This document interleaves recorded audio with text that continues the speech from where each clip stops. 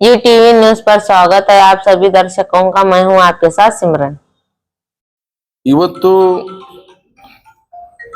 ಸನ್ಮಾನ್ಯ ಲೋಕಸಭಾ ಸದಸ್ಯರಾಗಿರ್ತಕ್ಕಂಥ ಜಿಗಜಿಣಗಿ ಅವರು ಕೆಲವು ವಿಚಾರಗಳನ್ನ ಹೇಳಿದ್ದಾರೆ. ಒಂದು, ಕಾಂಗ್ರೆಸ್ ಪಕ್ಷ ಅಂಬೇಡ್ಕರ್ಗೆ ಹಲವಾರು ವಿಚಾರದಲ್ಲಿ ಅನ್ಯಾಯ ಮಾಡಿದೆ ಅಂತಕ್ಕಂಥ ವಿಚಾರವನ್ನ ಅವರು ಹೇಳಿದ್ದಾರೆ. ಆಮೇಲೆ ಇನ್ನೊಂದು ಮುಂದುವರಿದು, ನಾವಂತೂ ಕೇಳಿಲ್ಲ ಅವ್ರು ರಾಜೀನಾಮೆ, ಯಾರೋ ದಲಿತ ನಮ್ಮ ಸಂಘಟನೆ ಮಾಡ್ತಕ್ಕಂಥ ಯುವಕರು ಯಾರೇ ಅವ್ರ ರಾಜೀನಾಮೆ ಕೇಳಿರ್ಬೋದು. ತಾವು ಮಾಧ್ಯಮದವ್ರು ಅವ್ರಿಗೆ ಕೇಳಿರ್ಕಂತ ನಿಮ್ಮ ರಾಜೀನಾಮೆಯನ್ನು ಅವ್ರು ದಲಿತರು ಕೇಳಕತ್ತಾರ ಅಂತ ಹೇಳಿ ಅವ್ರೇನು ನಮಗೇನು ಓಟ್ ಹಾಕ್ಯಾರೇನು, ನನ್ನ ತಂಟೆಗೆ ಬಂದ್ರೆ ನೋಡ್ರಿ ಅಂತ ಹೇಳಿ ಅನ್ನೋ ಮಾತನ್ನ ನಿಮ್ಮ ಮಾಧ್ಯಮದಲ್ಲಿ ನಾವೆಲ್ಲ ನೋಡಿದ್ದೇವೆ. ಅಂದ್ರೆ ನಮ್ಮನ್ನೆಲ್ಲ ಬೆದರಿಸೋ ಮಟ್ಟಕ್ಕೆ ಇವತ್ತು ಲೋಕಸಭಾ ಸದಸ್ಯರು ಹೋಗ್ತಾರಂದ್ರೆ ಇದು ಬಹಳ ದುರ್ದೈವ ಸಂಗತಿ.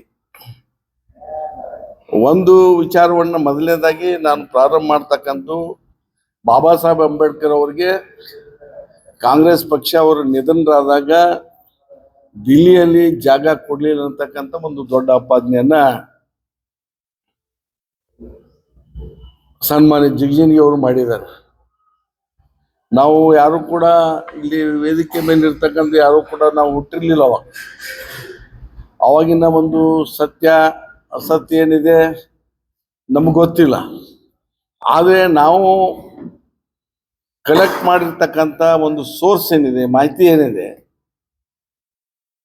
ಬಾಬಾ ಸಾಹೇಬ್ ಅಂಬೇಡ್ಕರ್ ಅವರ ಕರ್ಮಭೂಮಿ, ಜನ್ಮಭೂಮಿ ಎಲ್ಲವೂ ಕೂಡ ಹಲವಾರು ವರ್ಷಗಳವರೆಗೆ ಮಹಾರಾಷ್ಟ್ರ ಆಗಿರೋದ್ರಿಂದ ಅವರ ಕುಟುಂಬ ಸದಸ್ಯರು ನಾವು ಅವರನ್ನ ಅಲ್ಲೇ ಮಹಾರಾಷ್ಟ್ರದಲ್ಲಿ ಮುಂಬೈನಲ್ಲೇನೆ ಅವರ ಅಂತ್ಯಕ್ರಿಯೆ ನಾವು ಮಾಡ್ತೀವಿ ಅಂತ ಹೇಳಿ ಅವ್ರ ಕುಟುಂಬ ವರ್ಗದವರು ಅಪೇಕ್ಷೆ ಪಟ್ಟಾಗ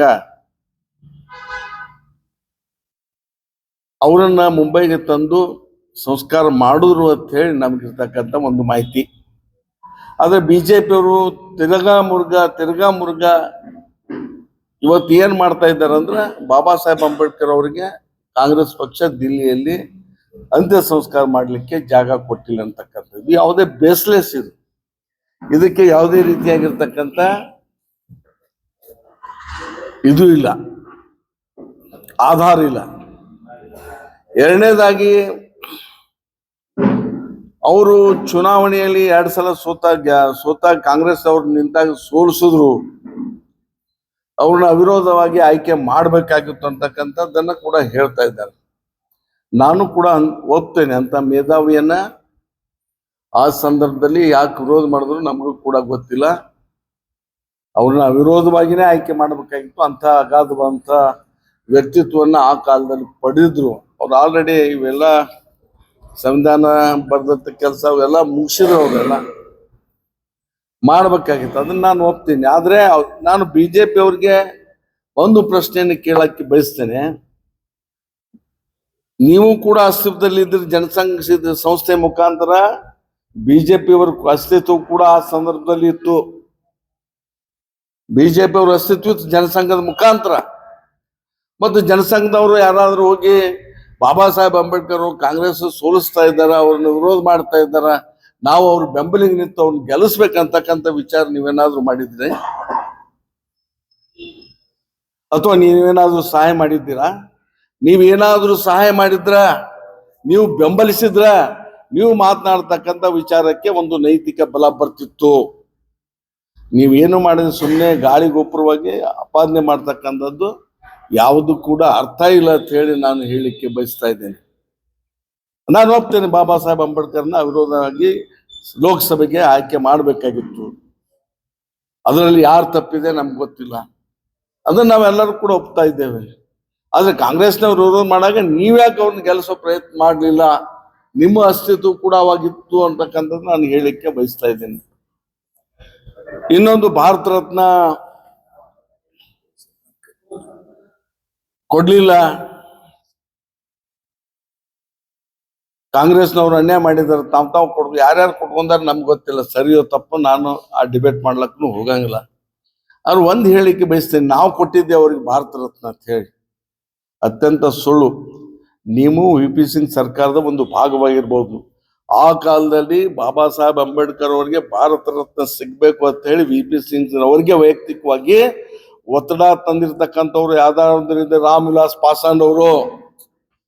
ರಾಮ್ ವಿಲಾಸ್ ಪಾಸ್ವಾನ್ರ ಪ್ರಯತ್ನದ ಫಲವಾಗಿ ಅಂದು ಡಾಕ್ಟರ್ ಬಾಬಾ ಸಾಹೇಬ್ ಅಂಬೇಡ್ಕರ್ ಅವರಿಗೆ ಭಾರತ ರತ್ನ ಸಿಕ್ತು ಅಂತಕ್ಕಂಥ ಐತಿಹಾಸಿಕ ಸತ್ಯವನ್ನ ಯಾರು ಕೂಡ ಮರಿಬಾರ್ದು. ಇವ್ರು ಯಾರು ಕೂಡ ಬಿಜೆಪಿ ಅವರಾಗ್ಲಿ ಏನವ ವಿ ಪಿ ಸಿಂಗ್ ಸರ್ಕಾರ ಬೆಂಬಲ ಕೊಟ್ಟಿದ್ರಲ್ಲ, ಯಾವ ಒಬ್ಬ ಸದಸ್ಯನೂ ಕೂಡ ಹೇಳಿಲ್ಲ. ಅವರ ಹೇಳಿಕೆ ಯಾವುದೇ ದೃಢೀಕರಣ ಇಲ್ಲ. ಅದು ಏಕೈಕ ವ್ಯಕ್ತಿಯಾಗಿರ್ತಕ್ಕಂಥ ರಾಮ್ ವಿಲಾಸ್ ಪಾಸ್ವಾನ್ ಅವರು ವೈಯಕ್ತಿಕ ತಮ್ಮ ವರ್ಚಸ್ಸಿನ ಮೇಲೆ ಪ್ರಧಾನಮಂತ್ರಿಗಳ ಮೇಲೆ ಒತ್ತಡವನ್ನ ಹಾಕಿ ಭಾರತ ರತ್ನ ಕೊಡಿಸಿರ್ತಕ್ಕಂಥದ್ದು ಇದು ಆಗಿರ್ತಕ್ಕಂಥ. ಇನ್ನು ಈ ವಿಚಾರಗಳ ಬಗ್ಗೆ ಸನ್ಮಾನ್ಯ ಜಗ್ಜಿನ್ ಅವರು, ನಾನು ರಾಜಕೀಯವಾಗಿ ಅದನ್ನು ಬಳಸ್ಕೋಬಾರ್ದು, ಲೋಕಸಭೆಯಲ್ಲಿ ಅವ್ರ ಎದುರಿಗೆ ನಿಂತಾಗ ನಾನು ಏನು ನನ್ನ ಪಕ್ಷ ಸಿದ್ಧಾಂತ, ನಾನು ನಮ್ಮ ಕಾರ್ಯಕರ್ತರೊಂದಿಗೆ ನಾನು ಚುನಾವಣೆ ಮಾಡ್ತಾ ಇದ್ದೆ. ಅವ್ರು ಏಕಾಏಕಿ ಒಂದು ಸ್ಟೇಟ್ಮೆಂಟ್ ಅನ್ನು ಕೊಟ್ಟರೆ ನಿಮಗೆಲ್ಲ ಗೊತ್ತಿದೆ. ರಾಜು ಆಲ್ಗೂರ್ ಬಂದ್ರ ಅಟ್ರಾಸಿಟಿ ಜಾಸ್ತಿ ಆಗ್ತಾವ ಅಂತ ಹೇಳಿ ನಾನು ಮತ್ತೊಮ್ಮೆ ಪುನಃ ನಿಮ್ಮನ್ನೆಲ್ಲ ಕರೆದು ಹೇಳಿದೆ.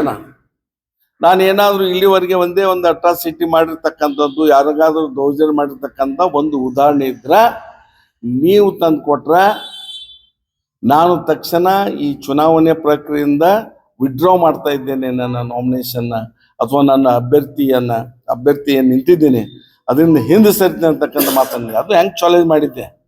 ನಾನು ನಮ್ಮ ಅಪ್ಪ ಹುಟ್ಟಿದ್ರೆ ನಾನು ಮಾಡ್ತೀನಿ, ನೀವೇನಾದರೂ ನಿಮ್ಮ ಅಪ್ಪ ಹುಟ್ಟಿದ್ರೆ ನೀವು ಅದನ್ನ ನೀವು ದಾಖಲೆಗಳನ್ನ ಪ್ರೊಡ್ಯೂಸ್ ಮಾಡ್ರಿ ಅಂತ ಹೇಳಿದ್ದೆ. ಅವತ್ತು ಹೇಳಿದ್ದೆ ನಾನು.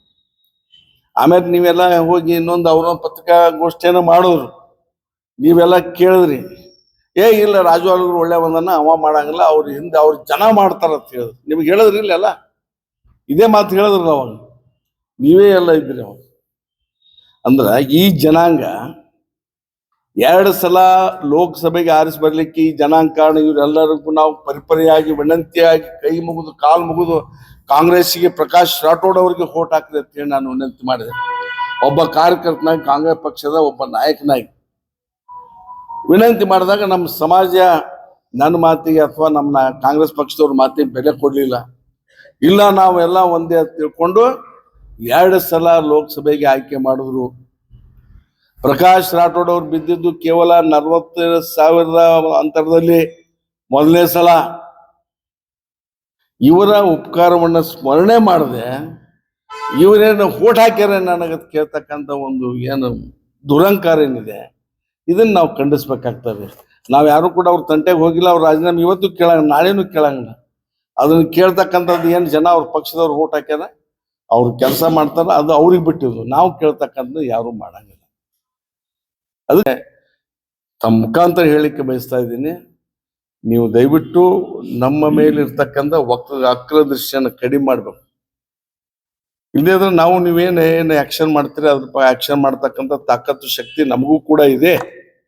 ಅದು ನಾವು ಅನೇಕ ಸಲ ನಾವು ಇವರಿಗೆ ಗೋವಿಂದ ಕಾರಜೋಳ ಅವ್ರನ್ನ ಟೀಕೆ ಮಾಡಿದ್ವಿ. ಅವ್ರ ಮಗನ ವಿರುದ್ಧ ಚುನಾವಣೆ ಮಾಡೀನಿ ನಾನು. ಈ ನಮ್ಮ ಕಡುಗದೊಂಡನ ಪರವಾಗಿ ಅನೇಕ ಟೀಕೆಗಳನ್ನು ಮಾಡೀನಿ ರಾಜಕೀಯವಾಗಿ. ಅವ್ರು ಎಂದೂ ಕೂಡ ಈ ಜನಾಂಗದ ವಿರುದ್ಧ ಒಂದೇ ಒಂದು ಮಾತನಾಡಿಲ್ಲ ಗೋವಿಂದ ಕಾರಜೋಳ ಅವರು. ಅದನ್ನು ಕೂಡ ನಾನು ಹೇಳಲಿಕ್ಕೆ ಬಯಸ್ತೇನೆ. ಅನೇಕ ಪತ್ರಿಕಾಗೋಷ್ಠಿಯನ್ನು ಅವ್ರ ವಿರುದ್ಧವಾಗಿ ನಾನು ಮಾಡಿದ್ದೀನಿ.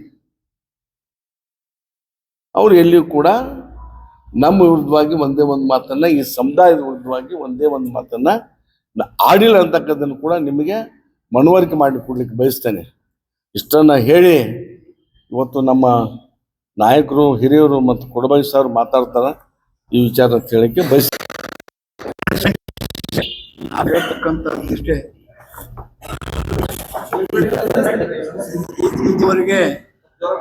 ಇದುವರೆಗೆ ರಾಜು ಆಲ್ಗೂರ್ ಅವರು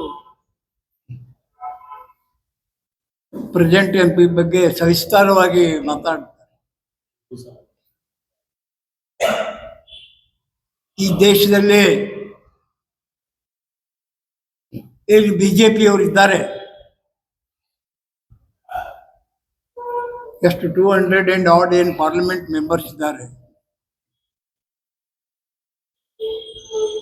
Among them, the member of parliament, Mr. Ramesh Jigjini, who is representing Bijapur parliamentary constituency. He is the only man in India who himself is practicing untouchability. I am proving this with my press friends. During the time of his parliament election, perhaps he might have not gone through it.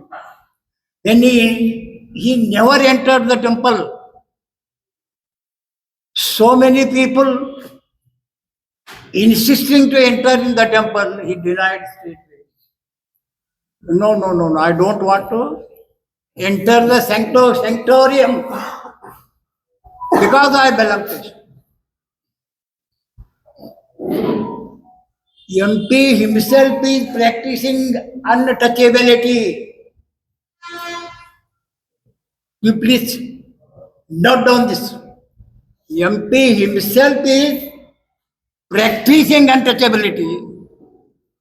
Then what about the common people belonging to untouchability? Please think about it. So as far as the funeral of Dr. Ambedkar is concerned, I want to clarify you. It is only insistence of the relative family members of late Dr. B.R. Ambedkar. His dead body has been flown from Delhi to Bombay. The then Prime Minister, Mr. Jawaharlal Nehru, he entrusted this work to Mr. Jagjeevan Ram to make all arrangements, of late Dr. B.R. Ambedkar. Accordingly, everything has been made. Accordingly, the wishes of the family members, wishes of the late Dr. B.R. Ambedkar relatives, everything has been done. Further, I wanted to clarify you, it is only Jawaharlal Nehru ji and Mahatma Gandhi ji. They have recommended the name of late Dr. B.R. Ambedkar for the chairmanship of Constituent Assembly. Congress party itself recommended the name of late Dr. B.R. Ambedkar to the Constituent Assembly as the chairman of the drafting committee. I am barely saying this thing. So as far as today's MP is concerned, he is advocating Manusmriti. It may be your interest to be our masters. See, it may be your interest to be our masters, but how can it be ours to be your slave?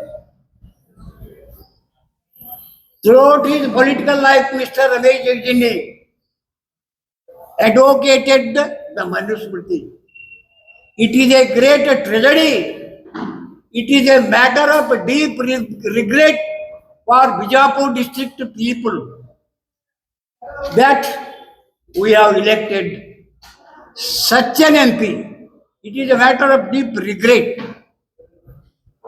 We are going to shed our head with shame. Such person has been elected to the parliament. He never advocates the ideas introduced by late Dr. B.R. Ambedkar. He is against the principle enshrined by Dr. B.R. Ambedkar. Ramesh Jigjini is always advocating Manusmriti. He is a slave of slaves. Bijapur parliament member is a slave of slaves. So as far as the right section of scheduled caste concerned, 2 times the scheduled caste right community people have been supported me in spite of the supporting the Congress candidate. But today, he is telling that these people, they have not supported me. So the time will alone say what will happen in future. Mr. Ramesh Jagdane, you think of yourself first. You are a representative of all the people in the district. You should not say, differentiate the people in the name of who is supporting and who is not. It is none of the business of the parliament.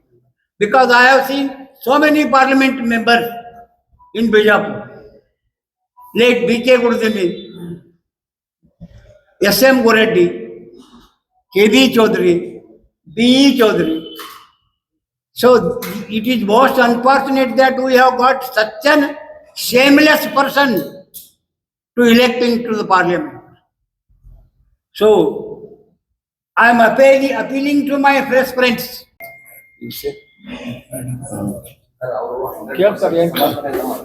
ಹೆಂಗ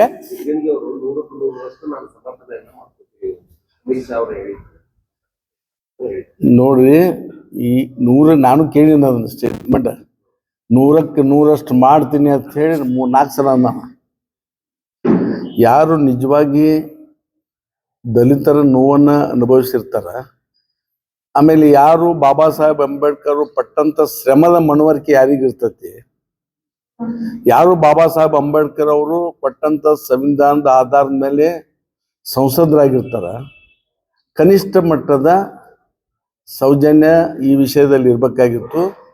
ಬಹುತೇಕ ಯಾರಾದರೂ ಸ್ವಾಭಿಮಾನಿ ಇದ್ರೆ ಅದನ್ನು ಟೀಕೆ ಮಾಡಬೇಕಾಗಿತ್ತು. ಸ್ವಾಭಿಮಾನಿ ದಲಿತ, ನೀನೆಲ್ಲ ಸ್ವಾಭಿಮಾನಿ ದಲಿತರ ಕೂಡಿದ್ರಲ್ಲ, ಟೀಕೆ ಮಾಡ್ಲಿಕ್ಕೆ ಕೂಡಿದ್ರು ಅಂತ ದಲಿತರ ಪ್ರತಿನಿಧಿ ಆದಂಥವನು ಸಮರ್ಥನೆ ಮಾಡ್ತಾನೆ ಅಂದ್ರೆ ಇದಕ್ಕಿಂತ ನಾಚಿಗೇಡಿನ ಸಂಗತಿ ಯಾವುದೂ ಇಲ್ಲ ಅಂತ ಹೇಳಿ ಹೇಳಿಕೆ ಬಯಸ್ತೇನೆ. ಅದು ನಾವು ಬೇರೆ ಇದರಲ್ಲಿ ಹೇಳ್ತೀವಿ, ಇಲ್ಲಿ ಬೇಡ. ನಾವೆಲ್ಲ ಕೂಡ ಪಕ್ಷಾತೀತ ಮತ್ತು ಒಂದು ಫೋರಮ್ ಮಾಡ್ಕೊಂಡ್ವಿ, ಹಿಂದ್ ಸಂಘಟನೆ ಮಾಡ್ಕೊಂಡ್ವಿ, ಎಲ್ಲ ದಲಿತ ಸಂಘಟನೆ ನಮ್ಮ ಜೊತೆ ಅದಾರ, ಎಲ್ಲ ಅದೊಂದು ಫೋರಮ್ ಬೇರೆ ಇದೆ. ಅವ್ರು ನಾವು ಎಲ್ಲಿ ಕೂತಾಗ ಅದನ್ನ ಹೇಳ್ತೀವಿ. ಬಟ್ ಒಂದು ಹೇಳ್ತೀನಿ, ಹಿಂಸೆ ಆಗ್ಬಾರ್ದು, ಅದಕ್ಕೆ ಕ್ಷಮಾನು ಕೇಳ್ತೀನಿ. ಯಾರಾದರೂ ಹಂಗೆ ಮಾಡಿದ್ರ, ಎಂಥದ್ದು ಘಟನೆಗಳಾಗಿದ್ರ ಅದಕ್ಕೆ ಕ್ಷಮಾ ಕೇಳ್ತೀನಿ. लेटेस्ट न्यूज अपडेट्स के लिए YouTube एक्सप्रेस को सब्सक्राइब कीजिए, साथ में बेल आइकॉन को भी क्लिक कीजिए, साथ ही साथ लाइक, शेयर और कमेंट करना ना भूलिए।